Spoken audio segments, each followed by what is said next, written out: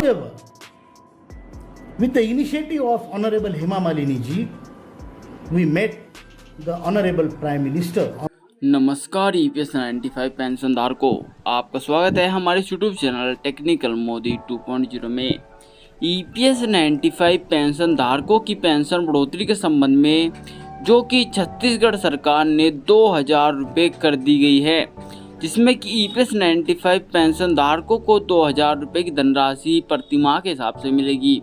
और साथ ही में कई बड़ी और खबर सामने आ रही है जो कि हम आपको पूरी इस वीडियो के माध्यम से बताने वाले हैं। साथ ही में हम यही बात बताने वाले हैं कि कमांडर अशोक रावत जी और हेमा मालिनी जी ने क्या योजना बनाई है EPS 95 पेंशन धारकों के लिए, और पूरी जानकारी हम आपको इस वीडियो के माध्यम से विस्तार पूर्वक से बताने वाले हैं। यदि आप एक EPS 95 पेंशन धारक है और अपनी पेंशन बढ़ोतरी या अपनी किसी भी प्रकार की सूचना पाना चाहते हैं तो आप हमारे चैनल को सब्सक्राइब कर सकते हैं और बेल आइकन को ऑल पे प्रेस कर सकते हैं, क्योंकि नोटिफिकेशन आप पर पहुंचाया जाएगा। चलिए बढ़ते हैं अपनी खबर की तरफ। पहले बात की जाए तो EPS 95 पेंशन धारकों की पेंशन बढ़ोतरी के संबंध में कमांडर अशोक रावत जी का क्या बड़ा बयान है। कमांडर अशोक रावत जी ने पेंशन बढ़ोतरी के संबंध में हेमा मालिनी जी से कुछ बातचीत की है, और साथ ही में हेमा मालिनी जी से जो कि EPS 95 पेंशन धारकों की पेंशन बढ़ोतरी और उनकी कई बड़ी मांगों को लेकर जो कि उन्होंने ये सहायता मांगी है कि हेमा मालिनी जी उनकी सहायता करने वाली है। साथ ही में हेमा मालिनी जी और कमांडर अशोक रावत जी द्वारा एक बड़ी रणनीतियाँ बनाई गई है, जो कि उसके बारे में भी जानकारी हम आपको बताने वाले हैं।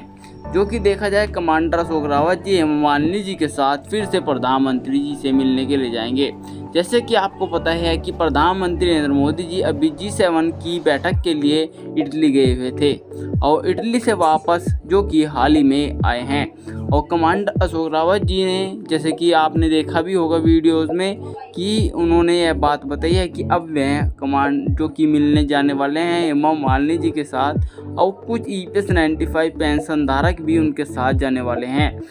प्रधानमंत्री जी से मिलेंगे, उनको EPS 95 पेंशन धारकों की दयनीय स्थिति बताई जाएगी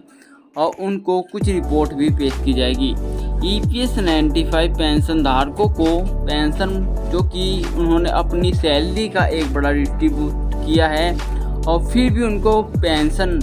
जो कि 1000 रुपये से भी कम मिल रही है, उसको लेकर कमांडर अशोक रावत जी जो कि प्रधानमंत्री जी से मिलेंगे। साथ ही में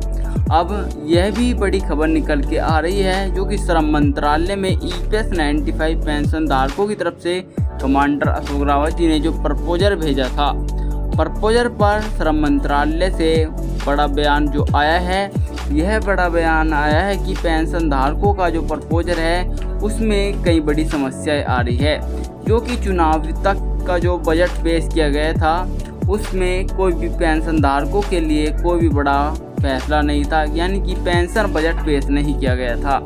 अब जो कि अब चुनाव ख़त्म हो चुके हैं, आने वाले समय में जो बजट पेश किया जाएगा उसमें ऐसी आशंका जताई जा रही है कि EPS 95 पेंशन धारकों के साथ साथ